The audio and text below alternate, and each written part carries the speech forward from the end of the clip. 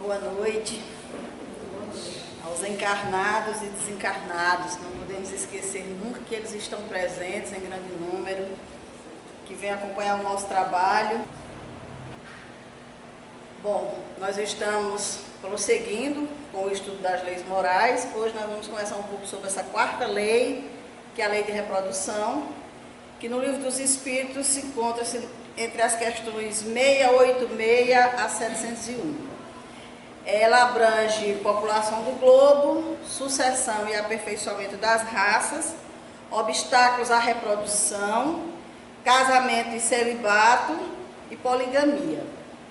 A gente vai conversar um pouquinho sobre essa lei, primeiro entendendo o significado dessa palavra reprodução, né? Que é definido como uma função através da qual os seres vivos produzem descendentes, dando continuidade à sua espécie.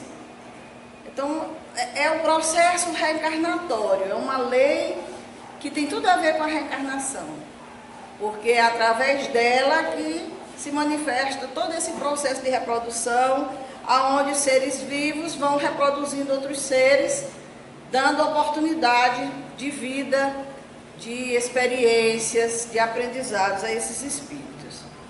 Agora, qual a importância dessa lei para a gente estar discutindo ela hoje? Todas as leis são importantes, mas eu estava refletindo hoje à tarde sobre esse estudo e pensando que, lógico, sem desmerecer nenhuma das leis morais, porque todas elas são importantes, sem a lei de reprodução, as outras não teriam sentido. A lei de adoração, do trabalho, de sociedade, de destruição, de conservação, de igualdade, de liberdade, de justiça, de amor e caridade. Qual a aplicação que teria se não existissem seres humanos? Se não existisse reprodução? Então, por aí a gente já percebe o quanto é importante é a reprodução que ocorre no nosso planeta e porque é tão necessária uma lei para regular esse processo. Nós sabemos que é necessário a presença do ser humano no planeta Terra. É extremamente necessária, né? Senão, como que se formaria a população do globo? Porque nós sabemos que a Terra iniciou-se num período muito longe e que ela não era habitada, e que aos poucos ela foi sendo habitada. Isso requer a gente estudar algumas obras para a gente entender a própria Gênesis, o Livro dos Espíritos, a Caminho da Luz. Como não é o nosso foco, nós não vamos falar desse povoamento da Terra. Mas o que é certo é que Deus povoou sim esses mundos, concorrendo para que todos os seres humanos possam receber da providência divina essa oportunidade de crescimento, de moralização do ser humano. E aí, na questão 53, os Espíritos nos falando a respeito desse povoamento da Terra, nos dizem que o homem surgiu em muitos pontos do globo, em épocas várias, o que também constitui uma das causas da diversidade das raças. Então, em muitos pontos do globo, o ser humano foi surgindo, o homem foi surgindo. Hoje nós temos raças diversas no país, no mundo, aliás, raças diferentes. Muitas delas até bem pouco, muitas delas nem têm conhecimento da existência de outras ou dessa civilização toda.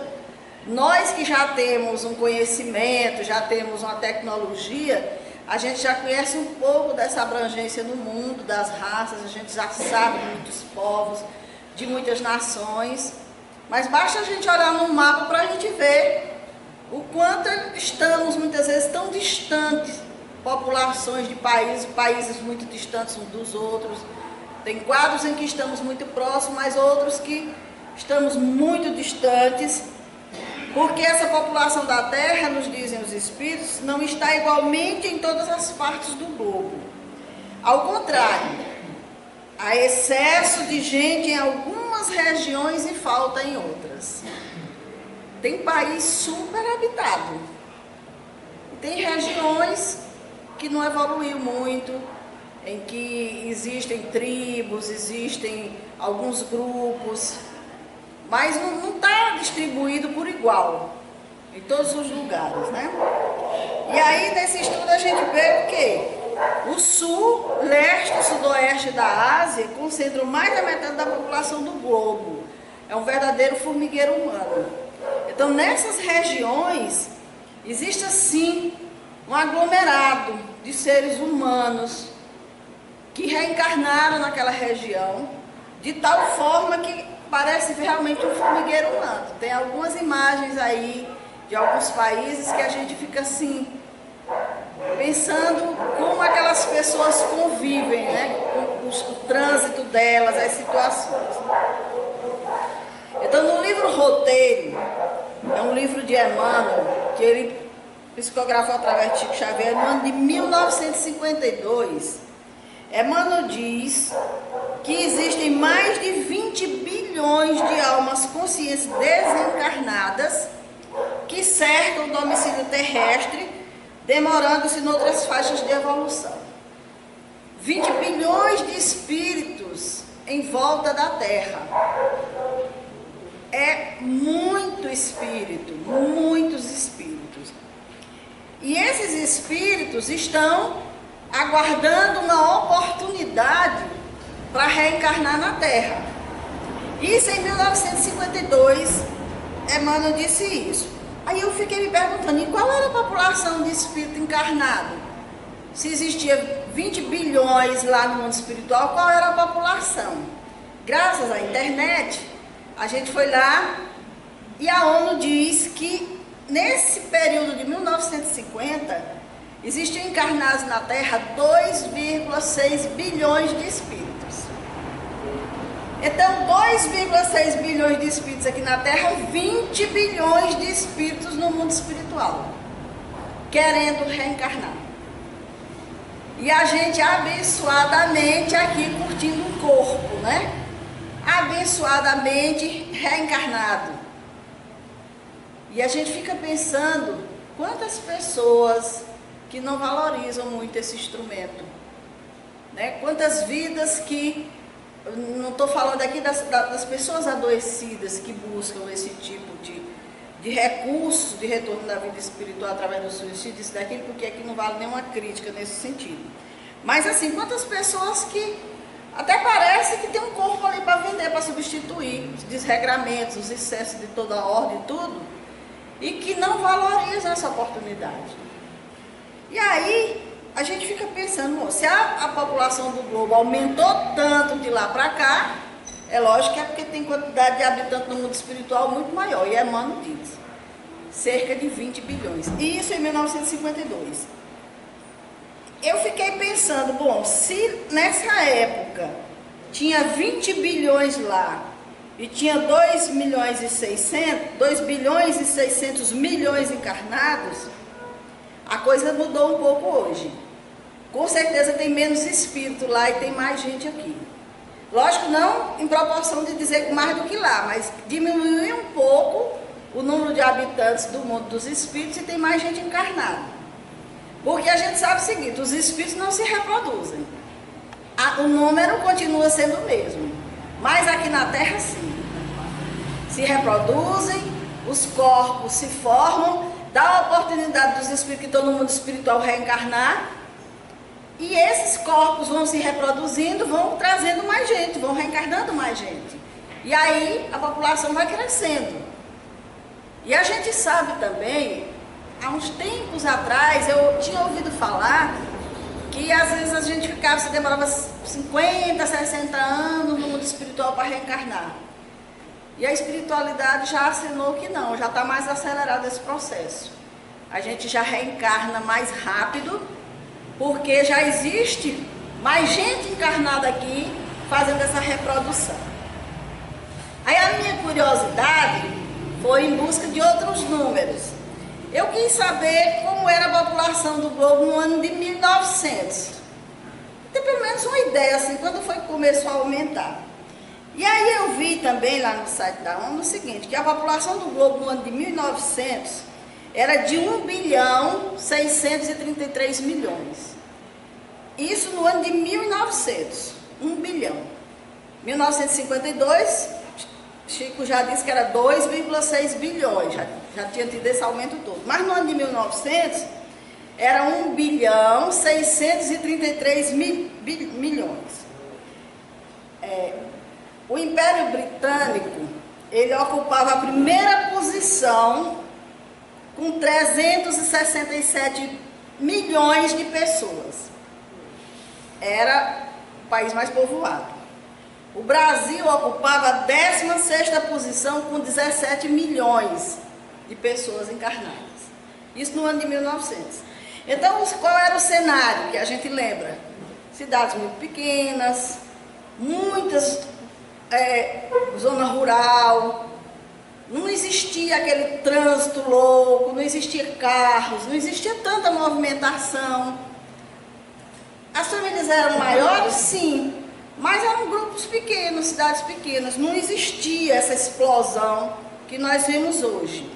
Então, só para a gente relembrar, 1 bilhão 633 milhões de espíritos encarnados na Terra no ano de 1900. Era isso. Aí, quando passou para a atualidade, hoje nós temos 7 bilhões e 600 milhões de espíritos encarnados na Terra. Então, fazendo as contas, se em 54 tinha 2 bilhões e 600 milhões encarnados e agora temos 7 bilhões, 5 bilhões veio de lá do mundo espiritual.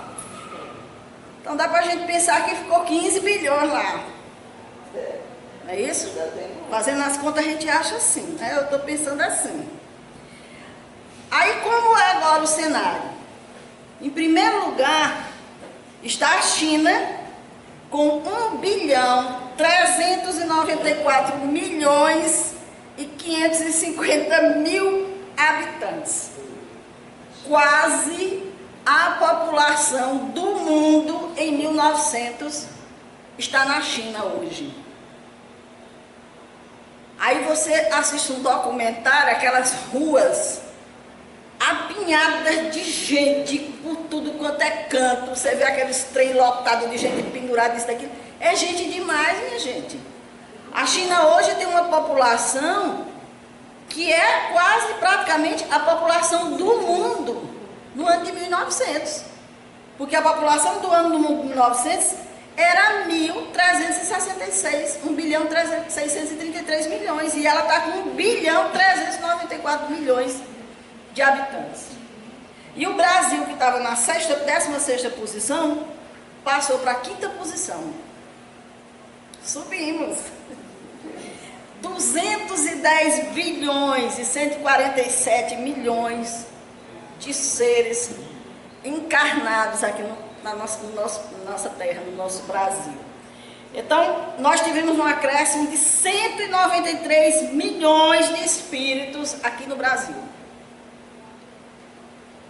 É assim, uma leva de espíritos chegando mesmo, chegando e chegando, e não vai ficar por aí não, porque a estimativa da ONU é que em 2030 nós estejamos com 8 bilhões e 600 milhões, mais ou menos, de seres encarnados.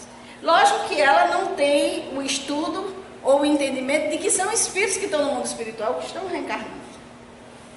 Mas nós sabemos, e a espiritualidade nos afirma, que essa população que está lá está chegando mais rapidamente. Com certeza o processo vai se acelerar cada vez mais, porque nós já estamos tendo conhecimento, já estamos tendo um pouco de moralidade, de entendimento, então a gente já pode voltar para fazer uns cursos mais rápidos, mais aperfeiçoados, porque assim, a gente pensando em termos de Parnaíba, até bem pouco tempo Parnaíba era uma cidade pequena, não existiam faculdades, então assim, a cidade era pequena, mais as pessoas saíam do que ficavam.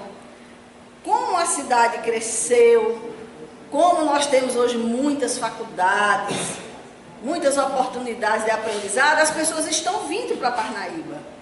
E aí, a cidade está aí crescendo. A cada momento, você se espanta quando você sai e olha Parnaíba e diz assim, meu Deus do céu, aqui era Areal, agora eu não sei mais nem onde é que eu estou. Pode andar para frente e você chegar no areal novamente. Então é o que acontece com a Terra.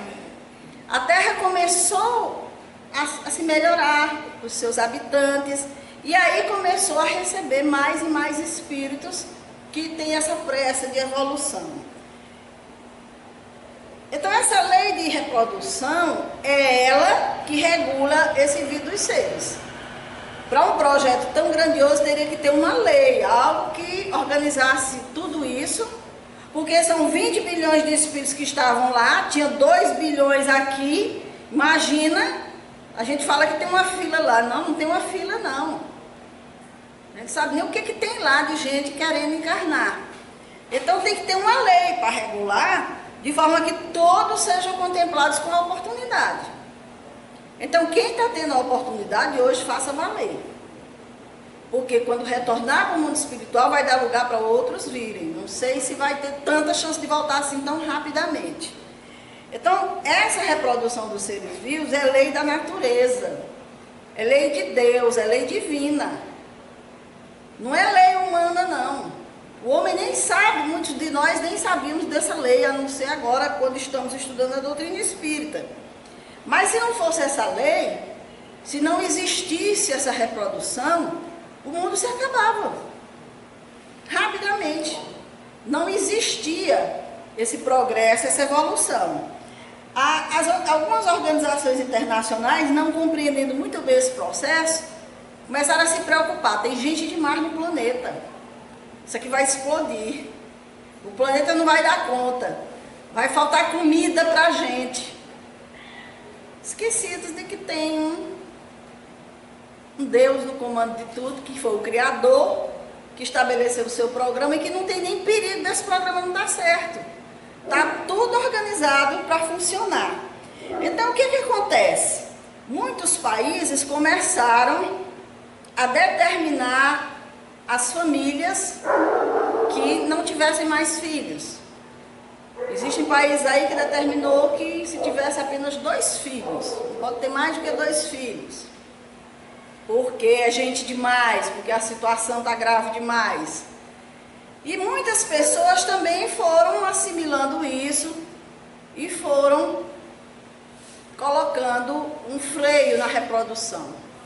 O resultado disso vem agora sendo demonstrado. Tem muito país aí que está envelhecendo. Está envelhecendo e está correndo atrás. Está oferecendo até prêmios a casais que queiram ter filhos. Porque o país daqui um dia não tem mais jovem. Não tem mais criança. Daqui um dia vai acabar. Porque no projeto deles, a saída era essa. E aí eles não foram autores do projeto, não pensaram a longo prazo e acharam que a coisa ia funcionar. Então, nos países desenvolvidos em geral, predominam os adultos e os velhos.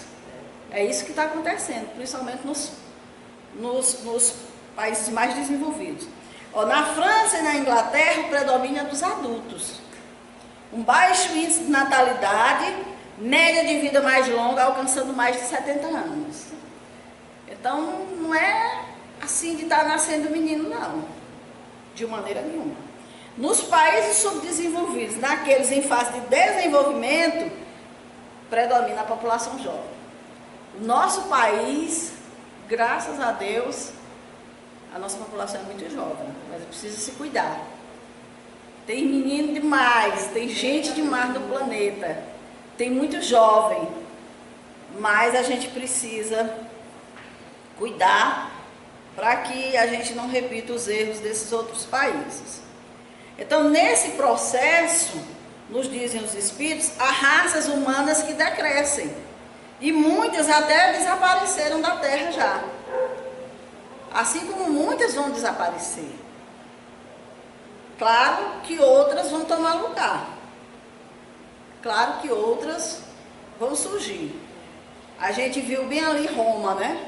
Não se fala mais em Roma. Um país que praticamente deixou de existir. Mas uma outra civilização surgiu. E Deus, que é o Criador de tudo, é quem ordena tudo, ele sabe exatamente aonde promover vida, aonde ela cessou, aonde as condições não são favoráveis a esse fluxo de vida. Então esse fluxo migratório entre os dois mundos, o espiritual e o físico, é constante. Todo dia nasce gente, todo dia morre gente. Plano divino, lei de reprodução em ação. E o homem não se dá conta. O Emmanuel, no livro, tem um livro dele que ele fala, que diz que todos os dias dos 4 cantos do mundo partem viajeros para o país da morte. Como a gente está bem aí, finados, né? É bom a gente falar sobre isso. Então, todo dia, dos 4 cantos do mundo, morre gente. Não tem um lugar no mundo que diga assim, hoje não morreu ninguém. Todo dia morre gente. E nasce gente. É o fluxo migratório do plano material e do plano espiritual. Procedem das grandes cidades, das vilas, dos campos. Lá no meio do mato, alguém desencarnou. Não tem problema. Lá no primeiro mundo. É primeiro mundo? É, mas tem gente morrendo lá também. Porque se faz necessário para o equilíbrio da lei. Desencarnam todos os dias santos e malfeitores, homens diligentes e homens preguiçosos. Porque é da lei que todos nós vamos ter que voltar. A gente não pode ocupar esse espaço eternamente. Tem outros irmãos nossos precisando da oportunidade. Então a gente tem a oportunidade, vem, tem o tempo para ficar, tem o tempo para fazer o que tem que fazer. Chegou o tempo, estamos retornando. Se fez, beleza. Se não fez, aí eu sinto muito. Vamos aguardar aí quantos anos para reencarnar? A gente não sabe. Costuma dizer que a fila está grande, né? Aí você vai assim para um show no Popstar desse, aí você vê que não é fila não. É a coisa absurda que tem lá fora, gente disputando espaço, querendo voltar com necessidades urgentes. Então, né, essas civilizações que se renovam, esse povo que está chegando aí, não são espíritos que foram criados agora para essa encarnação, não. São os mesmos espíritos que já estiveram aqui, que retornaram e que estão voltando. Assim como nós estamos aqui, mas nós já vivemos outras experiências. Essa não é a primeira, de jeito nenhum. Então, raças mais aperfeiçoadas que descenderão da atual, como os homens civilizados de hoje descendem dos seres brutos e selvagens dos tempos primitivos.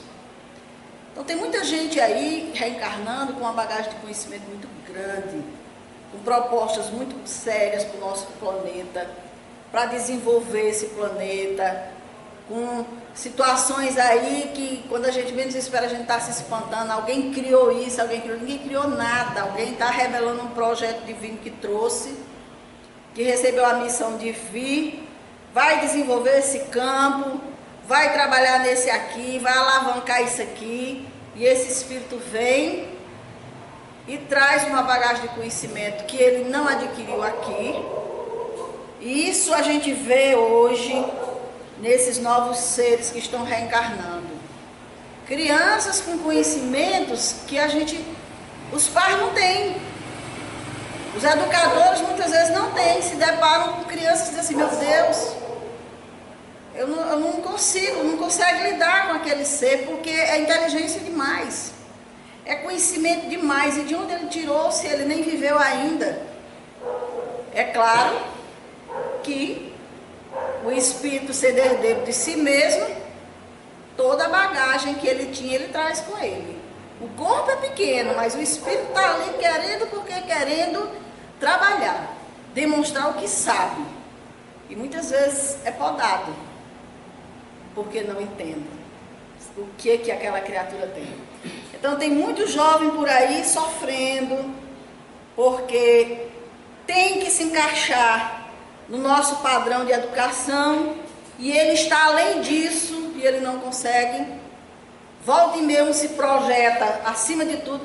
Eu já vi depoimentos de pais e de mães que os filhos foram mandados da escola porque não tinha como ensinar, e a mãe disse, meu filho, fique à vontade. E daqui a pouco está o camarada lá revelando um QI absurdo, experiências assim notáveis, se destacando no mundo. Né? Então, o caráter distintivo e dominante das raças primitivas era o desenvolvimento da força bruta. A gente sabe que antigamente tudo era na força bruta. Tudo que se produzia, tudo que se tinha. Agora o homem faz mais pela inteligência do que pela força do corpo. E quem não entende isso, pensa que o outro não trabalha. Vem cá, essa pessoa não trabalha não, porque o trabalho dele é intelectual. E a contribuição que dá é imensa em forma disso. Eu lembro, eu tenho um genro, que o trabalho dele é fotografias, ele é jornalista, então ele desenvolveu aí uns projetos que não exige que ele esteja no mundo trabalhando, feito louco, correndo isso e aquilo. E um dia uma pessoa que estava lá em casa ajudando perguntou assim: fulano não trabalha não? Estava bom de arranjar um emprego para ele. E ele caiu na gargalhada e disse: realmente, eu estou precisando de um emprego. Um emprego que me dê tempo, porque eu não tenho mais nem tempo para cuidar do que eu estou cuidando. Porque hoje a gente trabalha dentro de casa, a gente trabalha na hora que dá certo, a gente trabalha fora de casa. Não precisa mais aquela coisa, vou para o escritório, vou para o meu local físico, vou para isso, não. Você produz onde você estiver. A tecnologia está aí facilitando. Então, justamente isso. O homem faz 100 vezes mais, porque soube tirar proveito das forças da natureza. O próprio homem construiu elementos que facilitassem a sua vida, que lhe desse condições de trabalhar sem tanto esforço. E aí aquele medo que as nações tinham de faltar comida, é porque do interior, para você tirar, muitas vezes só dava para a agricultura alimentar mesmo, só dava para a família. Como é que vai alimentar todo esse povo? Aí o homem começou a desenvolver maquinários e maquinários. Hoje você vê absurdo de alimento ali naquelas colheitadeiras, naquelas coisas e tudo, naquelas plantações. E muitas vezes não tem nem tanto ser humano trabalhando. Tem mais tecnologia. Tem comida sobrando. Essa aqui é a realidade. Nosso egoísmo é que, infelizmente, não deixa que as coisas fiquem equivalentes. Então, é dado ao homem tudo fazer para chegar à perfeição. E o próprio homem é um instrumento de que Deus se serve para atingir seus fins. O homem está liberado por Deus para construir, para melhorar a própria vida, melhorar a vida do planeta, do ser humano. Ele tem toda a liberdade. Agora, ele só precisa ter uma ação inteligente que não desequilibre o planeta, como vem acontecendo, e não desequilibre a si mesmo. Porque, infelizmente, muitas dessas forças, elas ainda são usadas de formas desordenadas. Um projeto que poderia ser muito bem realizado, favorecer muita gente, mas que não são tomados os devidos cuidados. Aí, por outro lado, aqui acontece uma situação como nós vimos aí naquelas hidrelétricas, daquelas coisas que houve há um tempo atrás aí. Projeto grandioso, quantas pessoas empregadas, progresso para a região, mas relaxarem alguns cuidados. Aí lá vem o absurdo de uma barreira daquela se romper, de morrer não sei quantas pessoas, de estragar o meio ambiente, coisas que a gente está vendo aí pelo mar, fora. Então, o homem, ele pode fazer sim, ele tem condições de fazer, ele tem capacidade para isso, mas ele ainda não se deu conta de que ele precisa primar pelo equilíbrio do planeta, pelo equilíbrio de si mesmo. Então, os usos, cujo efeito consiste em obstar a reprodução para a satisfação da sensualidade, prova a predominância do corpo sobre a alma e quanto o homem é material. Então, aqui a gente já vai falar sobre esse obstáculo à reprodução. Porque se essa lei existe, se é importante que exista essa reprodução no planeta, a gente precisa ficar atento a esses usos que estão aí querendo obstacular a reprodução. É proibido? Não, nem Deus proíbe. Existem mecanismos de se trabalhar isso. Uma família, ela pode hoje projetar o que ela gostaria que fosse a sua família. Existem mecanismos que podem auxiliar nisso aí. Agora, fazer uso de uma agressão, de uma violência, de um assassinato, como é no caso do aborto, isso é contra a lei de Deus. Deus não permite isso. Porque assim, antigamente, eu lembro da situação da minha avó, 22 filhos, no interior, produzia-se tudo ali, todo mundo comia, todo mundo dormia, era só isso. A minha mãe, 11 filhos, muita dificuldade para manter, tudo mais. Aí, chega em mim, 4 filhos. Quer dizer, a gente vem reduzindo isso. Mas também as condições hoje são outras. Antigamente você criava 22 filhos ali perto de casa, só comendo e dormindo. Hoje em dia, se desse uma roupa por ano, estava bom. Hoje em dia já não é mais assim. Você cria 4 filhos com dificuldade. Para botar numa escola hoje é um absurdo. Começo de ano, todo mundo vê aí os pais em tempo de morrer, com as listas de livros para pagar, com fardamento para comprar, com uma coisa que muitas vezes tira de si para poder dar a possibilidade do filho ter. Aí vem uma alimentação, hoje tudo é muito caro, hoje tudo é muito distante, tudo muito difícil. Não dá mais, você tem que ter um transporte, senão você não leva seu filho para a escola, senão você não vai para o trabalho.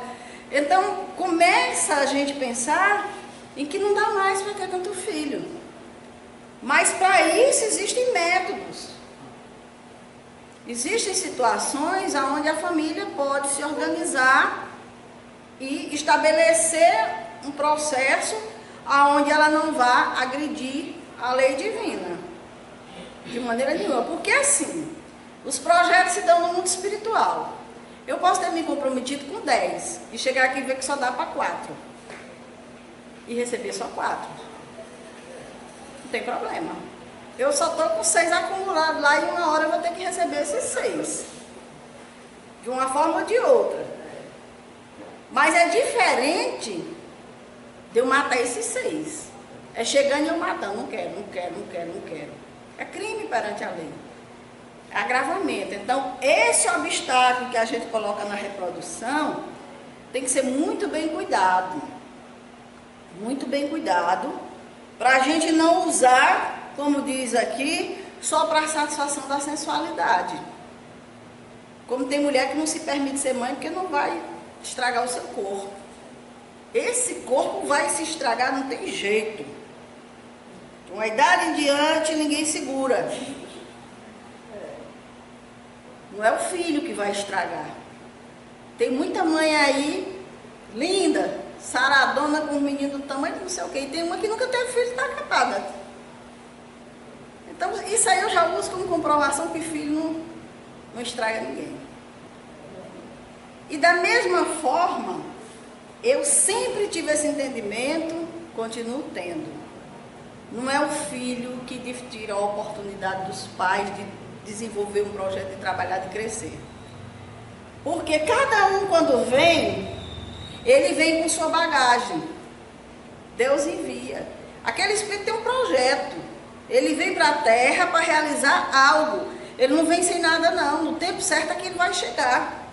E muitas vezes, por eu não aceitar aquele ser que traz uma missão, eu também não recebo nada.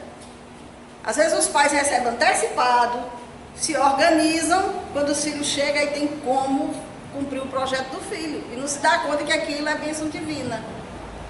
E eu lembro de um companheiro que falou de um relato aí, que chegou na reunião mediúnica morto de cansado, porque vinha do trabalho, da correria, de tudo, e pensando ele, meu Deus, se eu não tivesse tanto filho para sustentar essa luta louca, essa correria toda, talvez eu tivesse mais tempo de me dedicar à doutrina. Mas eu tenho que correr muito para trabalhar para isso e para aquilo, porque eu tenho que botar a escola, tenho que ir assim, aquilo era o pensamento dele. Aí quando começou a reunião, o irmãozinho chegou e disse assim, me diga uma coisa, por que você acha que você tem isso, isso e isso? Aí ele ficou assim, será que se você não tivesse nenhum filho, você teria essas coisas? E ele ficou. Aí o Espírito foi explicar para ele, tudo isso que você recebeu não lhe pertence não, pertence a Deus. Mas isso aí veio para você cumprir o projeto deles que lhe seriam entregues. Se você não tivesse recebido nenhum deles, você não teria nada disso não. Porque não é de merecimento seu, é deles. E aí a gente fica pensando, meu Deus, e quantas vezes que eu digo assim, ah meu Deus, tanto filho, tanto não sei o que, não sei o que. Mas a condição que está ali, veio para ele. Deus não entregou nenhum dos seus filhos, não mandou passar férias nas casas dos outros e não mandou a malinha de bagagem prontinha, não. A gente quando manda para as casas dos outros, a gente não faz isso? Arruma tudo direitinho, bota um dinheirinho para gastar, para não dar trabalho nas casas dos outros. Desse jeito Deus faz quando manda para nós. Estou mandando mais um, tá aí a mala dele. Vá segurando aí que ele vai precisar disso e disso e disso. E aí a gente muitas vezes não está atento a isso, né? Emmanuel, no livro Vida e Sexo, diz o seguinte, que é bom a gente pensar o seguinte, que em torno do aborto delituoso, grandes fornecedores de moléstias, de etiologia obscura e de obsessões catalogáveis na patologia da mente estão ocupando vastos departamentos de hospitais e prisões. Muitas doenças, muitos processos obsessivos estão relacionados com essa questão de espíritos que foram tratados dessa forma, que estão revoltados, que estão causando processos obsessivos nas pessoas, às vezes de vidas passadas e a gente não lembra. Quanto ao casamento, o Emmanuel nos fala de que nós também planejamos no mundo espiritual. Tem um ditado que eu gosto muito que diz assim, casamento e mortalha no céu se talha. A gente quando vem, a gente traz um projeto desse sentido. Por isso os espíritos dizem que a família nunca vai deixar de existir.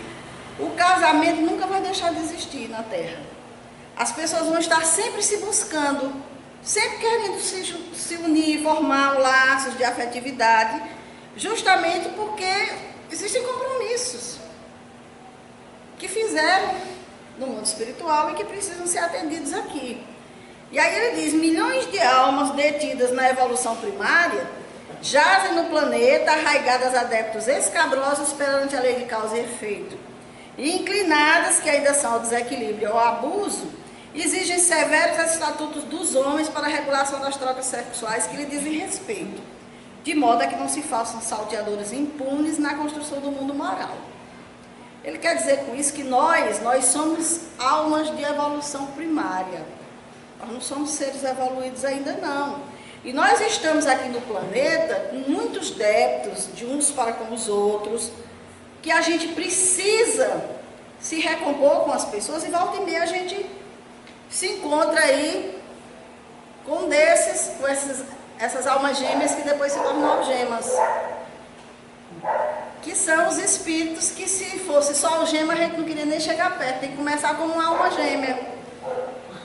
Para depois começar a surgir as dificuldades, os problemas, e a gente ir tentando se resolver nessas situações. Então, quando chega a fase em que a gente opta pelo divórcio, aí o Emmanuel nos diz o seguinte, porque o Espiritismo ele não é contra o divórcio. Ele diz o seguinte, o divórcio é lei humana que tem por objeto separar legalmente o que já de fato está separado. Eu nunca ouvi dizer que alguém se divorciou porque estava morto e apaixonado e não queria mais viver com aquela pessoa. Nunca ouvi dizer isso. Nunca ouvi dizer que alguém se separasse, um casal que se ama. De jeito nenhum. Então o divórcio ele só vem para separar o que já está separado. não é contrária à lei de Deus, pois que apenas reforma o que os homens han feito e só é aplicável nos casos em que não se levou em conta a lei divina. Alguém que casa sem o verdadeiro amor, ele não levou em conta a lei divina, que era a lei de amor, de sentimentos, de fraternidade. Muitas vezes casa pelo monumento, pelo dinheiro, por algumas outras situações, e isso aí não dá sustentação, de jeito nenhum. Às vezes a gente vê, meu Deus, da mídia, um dia desse eu vi um casamento, não vou citar nome não, porque é celebridade, não quero nem ser processada. Eu vi um casamento, que eu nunca vi um casamento daquele. O vestido da noiva custou R$1,5 milhão. Para vocês terem ideia do restante, o vestido custou R$1,5 milhão. E eu fiquei pensando, esse povo vai passar a lua de mel aonde? Porque tem que ser algo assim, absurdo. Aí a menina disse assim, mãe, às vezes nem vai, porque é um povo que já viaja demais, já conhece todo mundo. Então assim, sabe, é uma necessidade de mostrar que eu tenho, eu posso, e eu não vou casar com um qualquer, tem que ser um do meu naipe para a gente ficar tudo equiparado, vamos gastar aqui, vamos esnobar, vamos mostrar. E aí sai na mídia inteira, no Brasil inteiro, em revista, em jornal, em tudo mais, e a gente fica pensando, quanto tempo vai durar? Quanto tempo vai durar? Às vezes não dura nada, né? Então Emmanuel nos diz, partindo do princípio de que não existem uniões conjugais ao acaso, o divórcio, a rigor, não deve ser facilitado entre as criaturas. Porque é aí nos laços matrimoniais definidos nas leis do mundo que se operam burilamentos e reconciliações. Sempre se deve buscar contornar. Não deve ser facilitado. Mas também, quando chega aquela situação em que existe um risco iminente de um crime, ou uma criatura está sofrendo absurdamente, para que isso? Deus não quer isso. Ninguém quer isso, né? E aí a gente já caminhando para o final, a gente vai falar aqui do celibato. É uma abstinência em matéria de sexo, né, na vida de relação, que pressupõe experiências da criatura em duas faixas essenciais. Ou o espírito escolheu essa posição voluntariamente para burilamento no serviço, quer dizer, nós temos exemplos aí, Chico Xavier, Madre Teresa de Calcutá, Irmã Dulce, espíritos que não quiseram constituir família porque a sua família era muito maior. Família universal. Então, o projeto deles era esse, não vou casar nessa encarnação, vou trabalhar pelo bem da humanidade. Agora, tem aqueles outros que decidem, muitas vezes, por opção. Eu conheço uma pessoa que ele dizia assim, eu não vou me casar, porque eu não vou querer ter filho, porque eu não quero deixar nada para ninguém. E aí é como diz, por egoísmo. Desagrada a Deus e engana o mundo. Aquelas pessoas que não querem de maneira nenhuma ter sacrifício, não querem ter, né? Não quero família para mim de jeito nenhum, isso aí para mim não foi feito para mim, de maneira nenhuma. Se bem que a gente sabe também que tem aqueles que parece que não tem um companheiro nessa vida aqui, certo não, né? Passa a vida procurando e não encontra, ou muitas vezes não está nem interessado. Abstinência em matéria de sexo e celibato na vida de relação pressupõe experiências da criatura. Então são experiências do ser. E Emmanuel nos diz que nós não devemos nos importar com isso. Cada um que traz o seu projeto, que faz suas escolhas, que responde por aquilo. Portanto, mas a energia que eles trazem, a energia sexual, que é a energia de todo ser humano, ela está ali presente. E ele vai ter que aprender a se conduzir com essas energias, porque existem formas de se trabalhar sem ser com desregramento. Eu indico o livro Vida e Sexo para quem quiser aprofundar. E temos também aqui a poligamia, que é a união do homem com várias mulheres, mas também tem a poliandria, que é a união de mulher com vários homens. Isso existe. Um dia desse estava aí na internet, aqui em Parnaíba. Existe, tem espíritos que é como apenas sensualidade. Mas o espírito está buscando. Existem países em que isso é legalizado. Aqui no nosso Brasil, a coisa já não está mais dessa forma. Por quê? Porque já existem leis que estão freando isso aí. Aquela criaturinha que proliferava a menina aí adoidado, e que ninguém não tinha nenhuma responsabilidade com isso, hoje ele pode, já se pode provar a paternidade dele, e já se pode exigir uma responsabilidade dele para com aqueles filhos. Então tem gente agora começando a ter cuidado. Porque muitas vezes precisa ter uma lei, precisa ter, mexer no bolso, nas condições, para a pessoa se regrar. A mesma forma com relação à convivência, que antigamente você podia ter quantas mulheres quisesse e tratar cada uma delas como bem entendesse. Hoje a lei não permite mais isso. Hoje uma convivência dessa já pode ser legalizada, essa pessoa ter direitos. E aí o camarada diz assim, mas eu não estou podendo nenhuma. Então ele escolhe aí como é que ele quer ficar. Então a própria lei vai ajustando, vai organizando. A lei divina já diz como tem que ser, mas o homem não atende, aí a lei humana começa a acertar por ali e daqui a pouco a gente está entendendo melhor. Então Deus propicia desse modo ao homem construir a própria felicidade pela livre observância dessas leis e o cumprimento dos deveres correspondentes. E ele só se torna infeliz quando os descumpre ou com elas se desarmoniza. Então temos tudo para ser feliz. Quando a gente descumpre a lei, aí a gente se desarmoniza. O espírito consciente, criado através dos milênios, dos domínios inferiores da natureza, chega à condição de humanidade depois de haver pago os tributos que a evolução lhe reclama. Então nós hoje estamos aqui, mas nós já tivemos experiências muito dolorosas, a gente já pagou muita coisa para ter direito a estar aqui hoje. Não estamos aqui também, como diz a história de mão beijadinha, não, a gente se esforçou, a gente fez tudo. O governo do universo é a justiça que define em toda parte a responsabilidade de cada um. O Criador concede às criaturas, no espaço e no tempo, as experiências que desejem, para que se ajustem por fim às leis de bondade e equilíbrio que o manifestam. Eis porque permanecer na sombra ou na luz, na dor ou na alegria, no mal ou no bem, é a ação espiritual que depende de nós. A gente é quem escolhe. Então essa lei que nós acabamos de falar é uma lei que eu acredito que nós já aprendemos muito com ela, mas temos muito a aprender ainda. Vamos continuar nos nossos estudos sobre as leis, porque tem muita coisa boa, o estudo dessas leis. Às vezes a gente diz assim, mas já estudou isso, já estudou isso.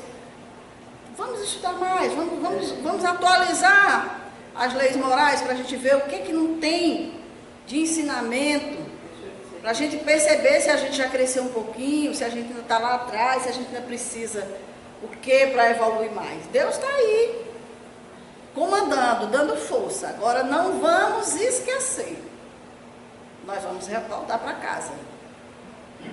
E eu não sei como é que está a situação lá, se os quartos estão tudo lotados, se tem onde a gente ficar bem, né? Se a gente vai poder voltar correndo para cá, ou se a gente volta e vê que tem gente que tem vindo de 4, de 5. A coisa está tão assim, que tem vindo de 5. Só para a gente ficar atento. Boa noite.